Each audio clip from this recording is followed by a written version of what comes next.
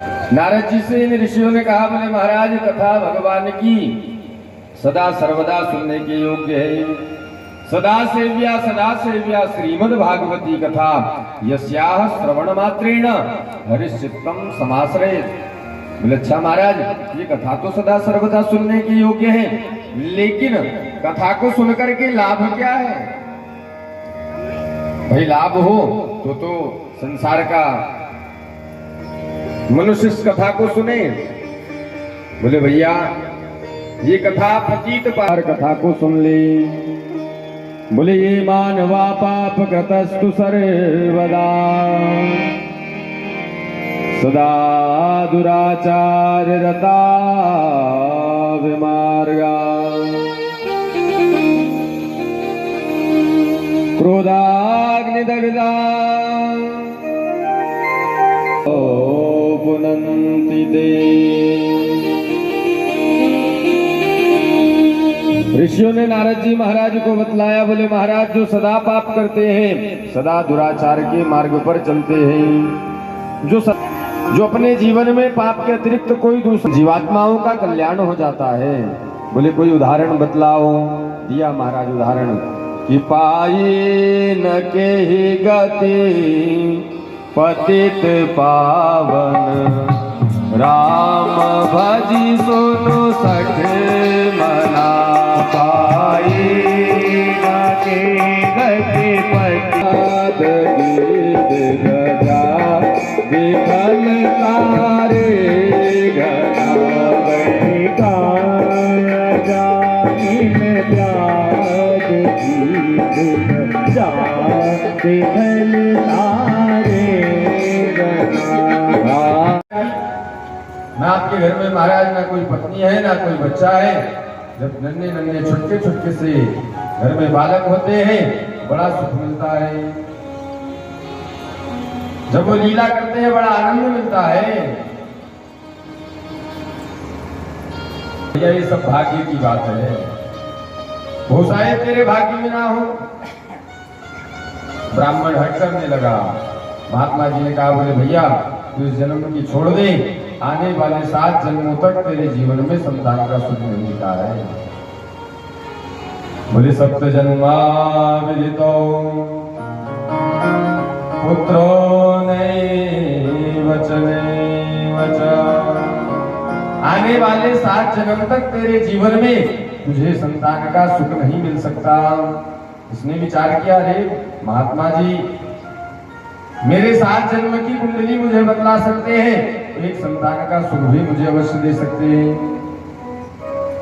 इसने धमकी देना प्रारंभ किया। बोले महाराज आप मुझे संतान का आशीर्वाद दीजिए, अन्यथा आपके चरणों में माथा पटक पटक करके भी प्राण त्याग दूंगा और एक ब्राह्मण की हत्या का पाप आपको लगेगा। तैयार हो जाइए आप ब्रह्म हत्या का पाप भोगने के लिए। और इस ब्रह्म हत्या के पाप का कोई प्रायश्चित भी नहीं है संसार में। महात्मा जी तो बड़े परेशान हो गए। राम राम कहा के कहा, अपने राम को अच्छा भला जा रहे थे, कहां इस ब्राह्मण के चक्कर में पड़ गए।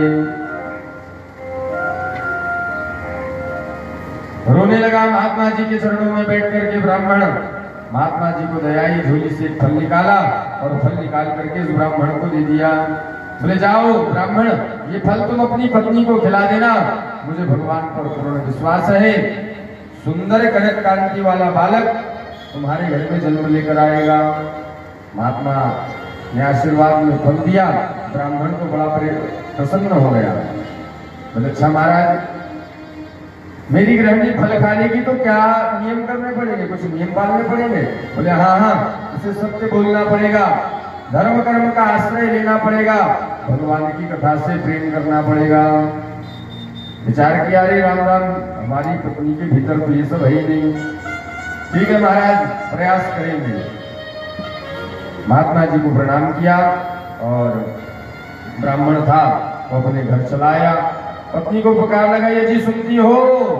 भागी भागी धुंधली आई। बोले हाँ क्या बात है? बोले देखो तो कितना सुंदर अच्छा फल लेकर के आया हूँ, इस फल को खा लोगी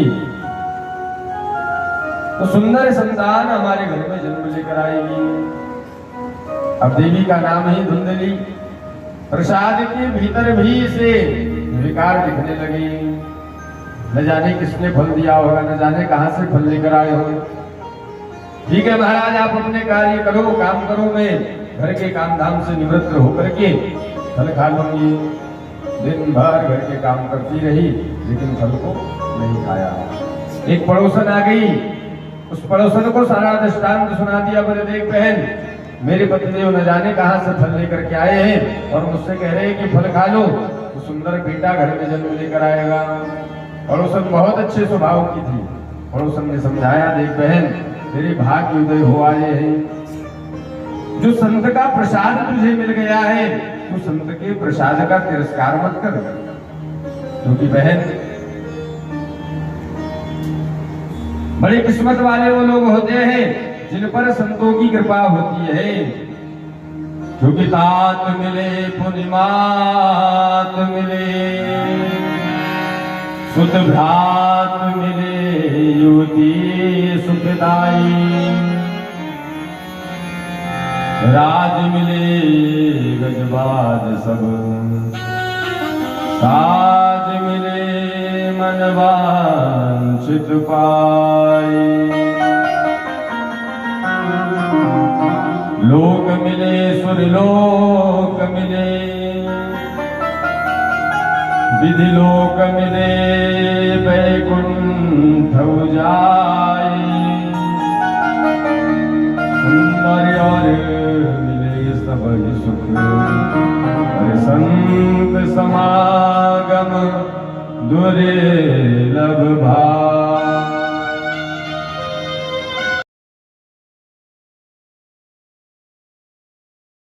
हाथी का स्वरूप धारण कर लेता है। गोकर्ण जी महाराज बार बार पूछ रहे, भैया हो कौन तुम, अपना परिचय तो दो। हाथी के स्वरूप से वह भेड़ का स्वरूप धारण कर लिया। कुछ बोल नहीं रहा, केवल हो रहा है। गोकर्ण जी महाराज ने कमंडल से जल लिया और अभिमंत्रित करके जैसे ही छोड़ा, वो प्रेत बोल पड़ा। बोले, हम भ्राता तुर्यो अस्मि धुंधकारी नामता। बोले भैया, मैं कोई और नहीं हूँ, आपका ही भाई हूँ और धुंधकारी मेरा नाम है। बोले भैया, तुम्हारा तो मैं तर्पण कर चुका हूँ, गया में जाकर श्राद्ध कर दिया हूँ, पिंडदान कर दिया हूँ, फिर भी मुक्ति क्यों नहीं हुई? मैं प्रेत योनि में पड़ा हूँ, बहुत कष्ट पा रहा हूँ। और मैं कोई छोटी मोटी योनि का प्रेत नहीं हूँ, बड़ी उच्च कोटि का प्रेत हूँ। गया में तर्पण करने से, गया में पिंडदान करने से, गया श्राद्ध करने से मेरी मुक्ति नहीं होगी। क्या करें? बोले भैया, कोई ठोस कार्य करिए जिससे मेरी मुक्ति हो सके। गोकर्ण जी महाराज ने कहा, बोले भैया, मैं तुम्हारी मुक्ति अवश्य कराऊंगा, लेकिन इस समय तुम यहाँ से चले जाओ। धुंधकारी महाराज अदृश्य हुआ, भोर का समय हुआ। गोकर्ण जी महाराज ने विद्वज्जनों से परामर्श लिया।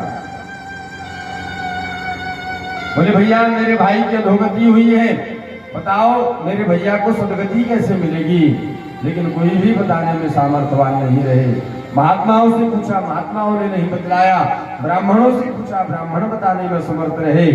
गोकर्ण जी महाराज परम विद्वान हैं। 3 पहर की संध्या किया करते हैं और अपराह्न के समय जब भगवान सूर्य नारायण को जल देने लगे तो भगवान सूर्य नारायण से प्रार्थना की, हिरक्तांबुजासनम गुणेक